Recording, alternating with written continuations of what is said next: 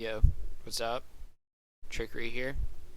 Um, I'm fresh from the fires of the EDM Twitter sphere, and there's endless debate going on. I feel like it's a pretty new hot button topic. Maybe it's been going on forever. I just wasn't aware, but there's the endless debate of doing drums in MIDI versus audio. I personally prefer audio, but it is all just people's personal preference and their workflow, and it depends on what you're going for. For me personally, I feel like working in audio is more conducive to getting the results that I want and getting the type of sound that I want. But yeah, everybody's different. So going into it, I was going to show how I approach just building out a simple drum pattern. I'm going to do kick and then snare and hats. I do use MIDI for some things that I find easier, but overall I like audio, and I will show you guys why right now. So I just grabbed, for my kicks I usually go with a Marcus Hakala kick. If you haven't grabbed this, they're amazing. They're all they their root note for them is labeled on all these. There's 500 of them. They're free. They're extremely meaty just by themselves, and I usually have to tone them down, but that's good because it's easier to take stuff out in a kick than try to beef up a kick that's too weak. That's always a bit of a struggle. But yeah, here's like what they sound like. So I originally found this kick pack because it was pretty well known in like the trance producer community, which is where I got started like 8 years ago. Anyway, so they're all great, and we grabbed some random ones to G sharp. Here's what it sounds like. Oh, it sounds. I already rolled off the highs on this for the style. Sorry, my phone. Turn down the notifications. So the style of, in general, a lot of the bass music stuff I'll do. I feel like most music now, people don't really like the clicky highs in kicks. Um, that's a lot of room that you'd rather have some kind of interesting textures like your percussion or whatever. But yeah, so roll off the highs usually, and then maybe I'll even roll it down more to get rid of the basketball vibe. Yep. And then if the sub's too strong, which sometimes it is on these kicks, like about half the time, just with these particular ones, and like I've been working with them for a while, so I know this. I'll have to pull down the sub, but this one the sub sounds at a pretty good level. Oh, when I pulled this kick in, it was like a full like eighth note long like this one, and I bring it down to a 16th note, and then I'll roll the fade off, and I can see, you know, how it's like what the kick's gonna look like. So to do the same thing in MIDI, I put this one in this drum rack here. You just go in, make a 16th note. Ooh, and it's got that. Is this the same kick? Yeah, 265. Yep. So you hear how much more like, well, we don't have the EQ on it. That's what's going on. Copy. Okay. Ooh. Yeah, you hear that sub is just like ringing out because we don't have it faded. We can fix that in here. Maybe someone who's better with drum rack and simpler and stuff would know better, but yeah, so if you hit warp here, then you can see the grid. But to fade it, we gotta do this. So this is cool, and it's like the same thing, but it sort of drives me nuts that I can't visually see how the fade is diminishing the sample over time. So that sort of bothers me with MIDI a lot. That's one of my main pet peeves with MIDI, is I like being able to see like the shape of audio, and I think that helps you make more informed decisions about how things are layered and working together. But whatever. So this is how you would achieve the same thing in MIDI. Now for sidechain, what I do is I do have like a sidechain trigger that triggers off MIDI. I talked about this in my previous tutorial video. I got this from one of Frequent's tutorials. It's just a sidechain trigger that's just literally like, it's a blast of white noise. And I could play, maybe. I don't think it plays. Because I have it set to go to sends only so that it doesn't actually physically play. Interesting. But anyways, it's just a blast of white noise. That's all that matters. But I have it set to be a 16th note, I think, at 85 BPM. So, anyways, the way I trigger that is this does have to trigger off MIDI. Is I have this other, like, MIDI kick.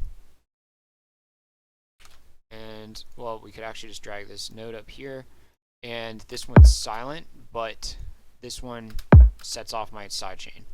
So this is actually a change in my workflow that happened since my last video I made a year ago on how to get MIDI sidechain from audio. But once I have like the kick right here in audio and I have this like little MIDI clip for triggering it, I'll just drag around my like kicks, you know, with the MIDI attached so that the sidechain is going off every time with a kick. Anyways, so there we have our kick. We'll move on next to what I do with snares. We'll make this loop like really short loops. Yeah, it's just gonna be a 2-bar loop.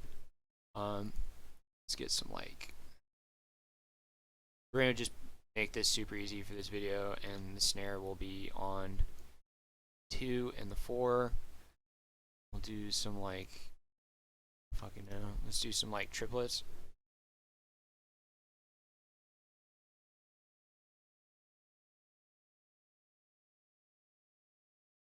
So this is probably obvious to anyone that knows rhythm or something. Fun little tip: if you're doing something in triplets and your notes are in divisions of 3, like these, you're each filling up 30 seconds, you end up back in like normal time. I don't know how to explain it. Alright, anyways.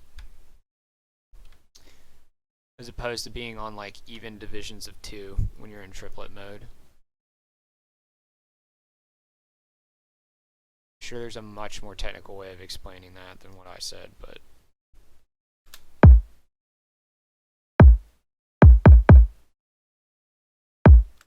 cool. Alright, so let's make a snare. So here's the biggest reason why I do my drums in audio is snare construction. So I'll usually have at least 3 snare layers, and then this is my template project, by the way. Honestly, I usually have like 4, so we'll rearrange these. Yeah, they're labeled like snare 1, 2, 3 and clap and whatever, but it doesn't necessarily have to be those. Damn it, what just happened? Okay, cool. So yeah, all these channels are at least like high pass, around like 150 or something. They should honestly be a little bit higher, around like 200. But yeah, so we'll get, so for the body of the snare, let's say we're going for like a neuro snare. We need one that body, we first need like, oh, those are mine. Snare, type snare. We need a snare that has like a body to it. So I have like Restraint just gave out this sample pack recently. It's really cool. He did a bunch of like synth snares, which, you know, you can get a lot of these too with like that Jade Cicada snare rack where you're just making synth snares and operator. That's probably how he made most of these. But these always have like that like thump, you know? So I usually like use these for that thump. And then for my personal style, I I don't just use like a clean snare like this by itself. And that's part of why the MIDI approach is not a fan of it. So we'll use this one for like a lot of body and then some of the transient too. So I'm gonna like fade it a little bit. Well, actually, we'll shorten this. Okay, now we're getting into a little bit of why I like audio. So part of the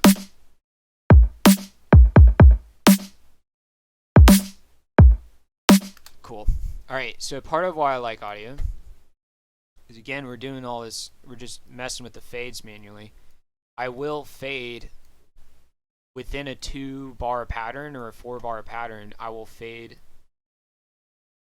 all my snare clips slightly differently. It's like this is imperfect, right? I didn't fade all these the exact same because I'm human. And yeah, you can see right here, this one's a little shorter, this one's somewhere in the middle, this one's sort of looks like an untouched version. So that's a good starting point. And then you want to take some like, I'll do like a Foley layer. This is all of, every time I type in Foley, my master Foley folder has all the copycat Foley, all this stuff that Tech Vision put out like a long time ago. Great Foley samples, but it's fine. That one's pretty good. I've actually used that one as a snare before. Ooh, did you hear that one? Yeah. So like, there you go. So there's another layer. And we don't want this one to interfere with the body and the main like transient too much, so we're gonna do some adjustments. We're gonna low pass this so that the Foley comes out is more of the upper layer, I think. And then we'll put a hat on here too.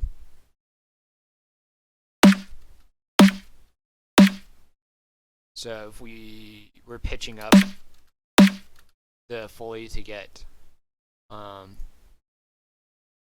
don't need the transient from the Foley. Snappy sounding. Sound a little snappy there. Nice. Cool.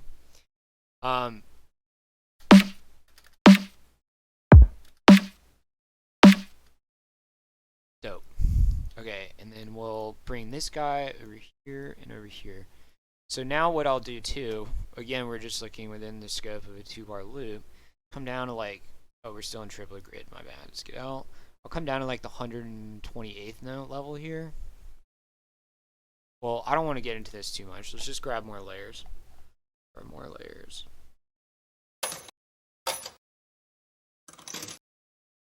Let's get a clap. Some kind, and then what we're going to do is we're going to grab a hat, and then we're going to grab, we're going to make something for like a ghost hit. Clap. Good all drums. Claps. Ew, I only got like the Vengeance ones here and stuff. Go by website. Ooh, let's grab a clap from Rezo real quick. Ooh. Those are all like big, heavy effects ones. We get something else from Restraint sample pack. This sample pack was honestly so good. These are good. That would make a good like ghost hit. Let's get like a clap. Oh. See, these are already heavily layered.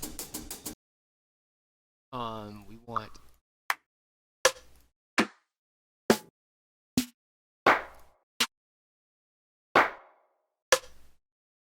I like that one, but it doesn't have enough high-end information. Whatever, we'll just fuck with it some.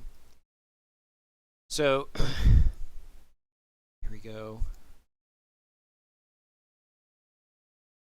Stagger this a little bit. Same thing here. Cool. And because this one didn't have a lot of high end, I'm actually going to pitch it up.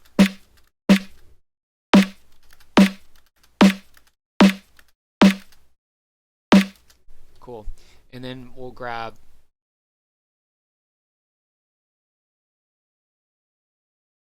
actually, let's get real drums.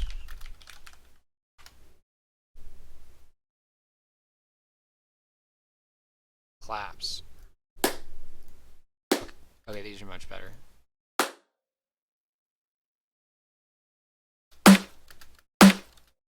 Beautiful. Whoa, why is the tail so long in that thing? Weird. Cool. Sick clap.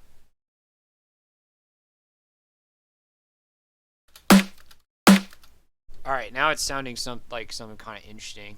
And that's not in the clap layer, but whatever. Okay, so last step is you want, like, you know, you'll have some sort of reverse, like, build up, or I'll get some kind of Foley, and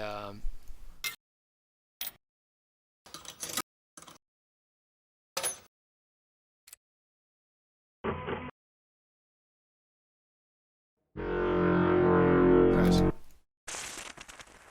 Cool. Final sounds dope.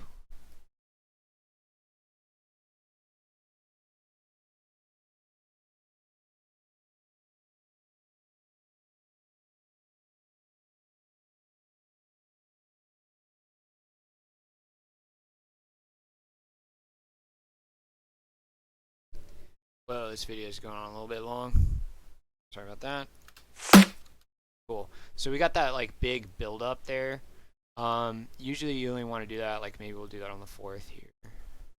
And here we'll do something different. We'll like put this. Okay, so now we've got the layers that we want, and then now I'm going to so we're just going to copy paste these. Now we do the little tweaks that I think audio affords. And then this is my verb layer, by the way, for like usually we'll probably take the clap. Cool. And it's just got a Valhalla rune on it and some EQ. What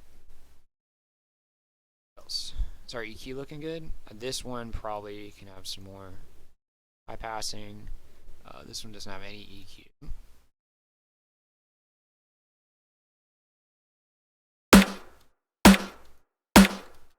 Cool. All right, so here's what we got so far.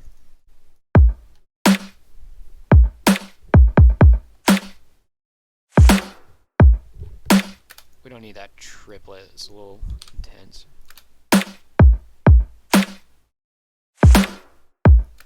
Dope. Alright, sounding kind of interesting. So now here's where things get really interesting. We start swinging the snares and fucking around with the layers a little bit. So yeah. Oh yeah, on my snare rack too, I should have this in the template. I had used Transient Master. I had no idea where I got this plugin for a while. I thought it was some free plugin, and then I found out it comes with Native Instruments complete, but I'll put the attack at about like 10% on there. And usually the kick needs it too, a little bit.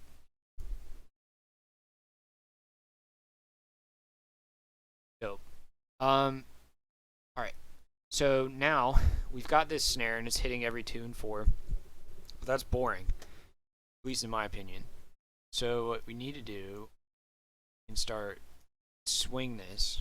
We can pull this forwards by a 256th note here or something, and then swing this one back 128th, or we can probably pull this one back 128th. We can have them all like sit back is what we'll do. So we'll do 256th note here.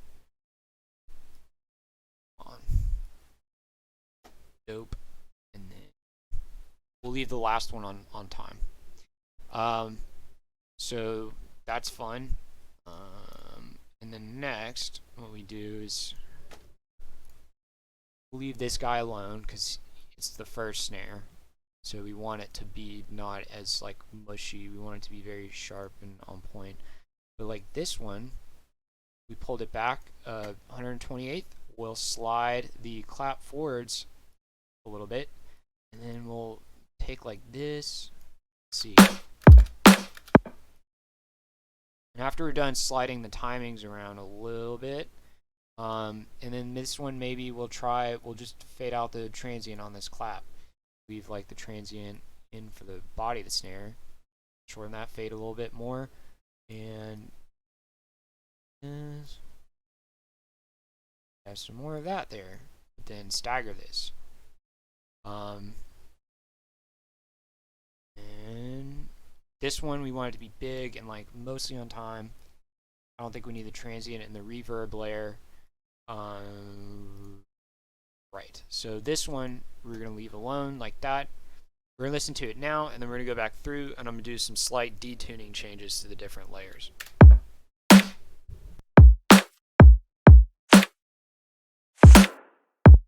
Cool. Dope. Alright. So now what I do is, again, we'll leave this guy pretty much alone since he's the first of the phrase. Right, we're making a phrase out of the snare is what we're trying to do here. So out of the 4 snares we have playing, we want them all to be slightly different, and it creates a little bit of a push and pull, like up and down groove and like rhythm within these 2 bars.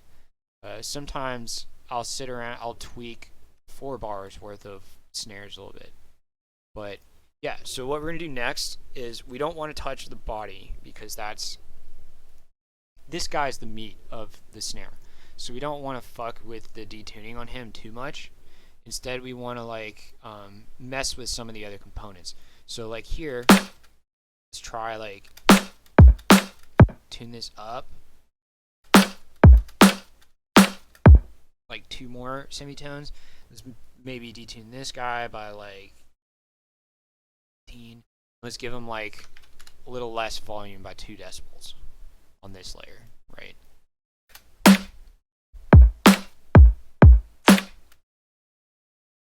This one sounds pretty good. This one, let's like boost this by 2 decibels, but then pitch it down like 1 semitone. I think maybe this one sounds a little too different, so we'll down. Maybe let's see.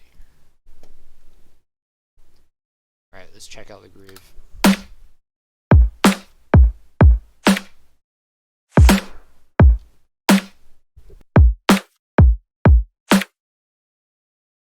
Actually, this one was good that he was up that much, sounding different. Maybe we'll do like beats mode.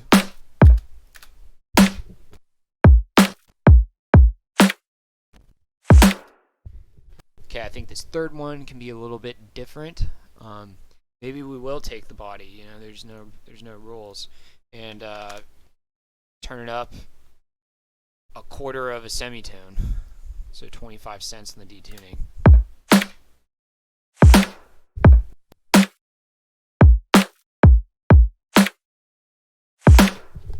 Alright, this one, I think maybe the clap's like, not that one. The clap seems like a little like loud. Let's actually bring it down. Let's see what happens when we do that. Yeah, the Foley is like really snapping because the volume change, I don't like that.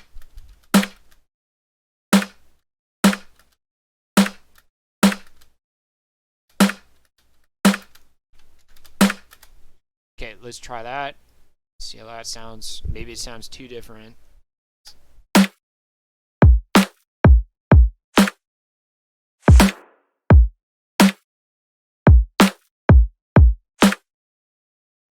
So you see how like this one's sort of high, then it goes low, and then it goes low, and then somewhere in the middle because it's a little blurry with the reverb layer. Let's turn him down some. I don't like how it's like high, low, low, somewhere in the middle, right?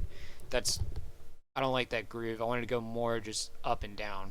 So this one, I think what we'll do instead is pitch this up because I want this one to go high again. So this is too low.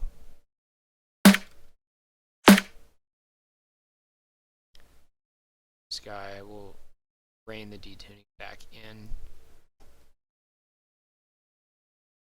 We can also just mute a layer. No, that one has too much of the highs. What happens if we take out the Holy? Let's see how different that sounds.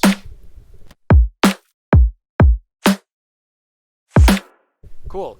I think that sounds good. It's a good variation. So we deactivated this one here. Yeah. Okay. So there you go. That's how I make a kick and a snare pattern. And that's why I like audios, because I'll like do different amounts of fading on the fly, and I'll do a little bit different amounts of detuning. Like here we took out this transient a little bit on this clip.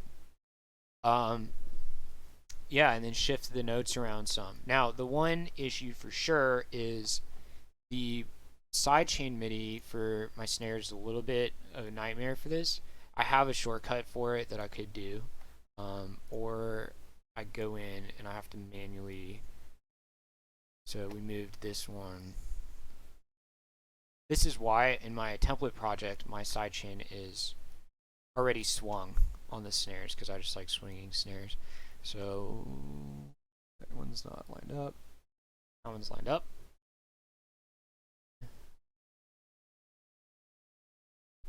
On the 4,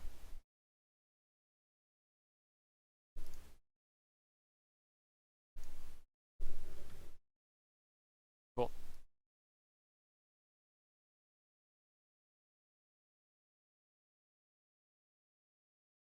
It doesn't matter that they're different notes. It's a fixed pitch on the thing. And then this, I think, is a little off. So we left this one on time. So that's a little bit of a pain, but it's not too bad, right? There are worse things that are a little more time consuming. Yeah, so now we've got our kick and our snare.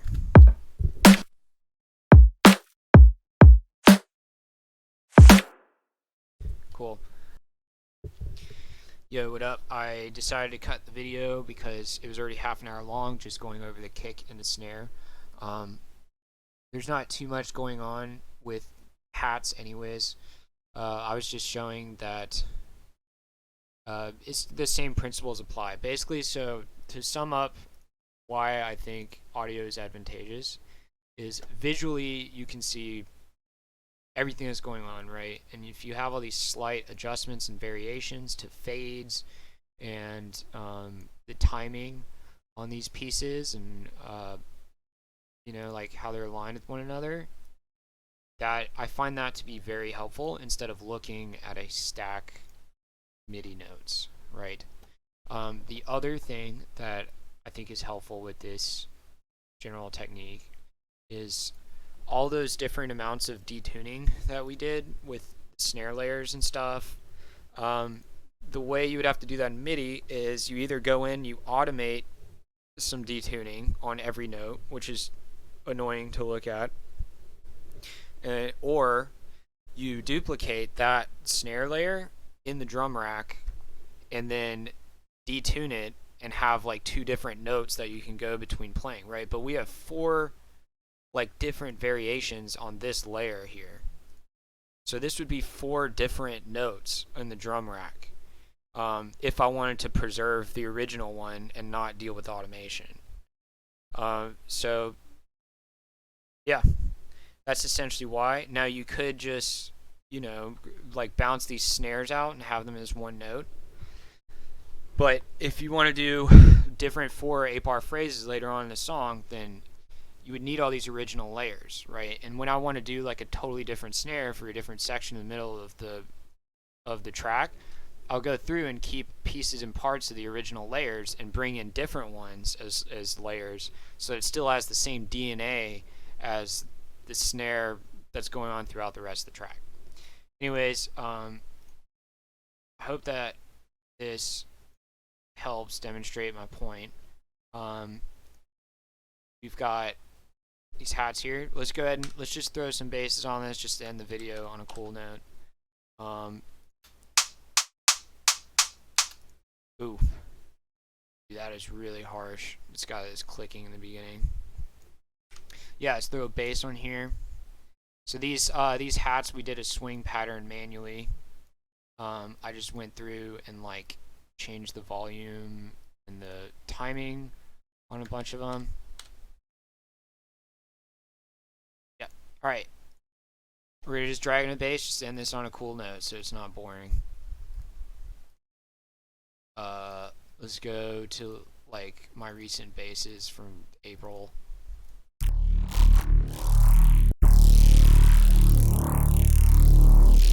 Grab an arrow. So I've got some channels here that are just set up literally for chopping audio.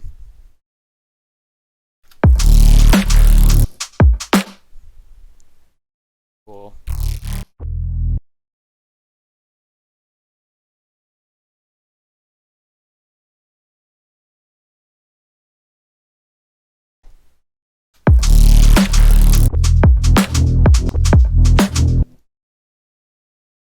Go fishing.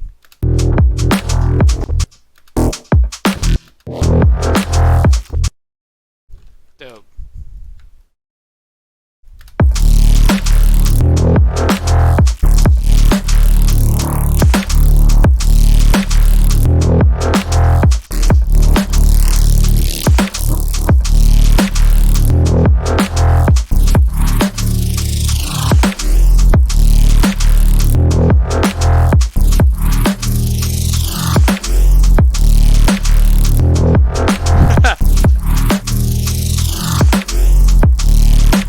Alright, cool. Peace, guys. I hope you enjoy the video. Yep. I'll let me know if it's too long, it rambled too much, or whatever. Feel free to give me feedback, because this is only my second tutorial ever. But yeah, peace.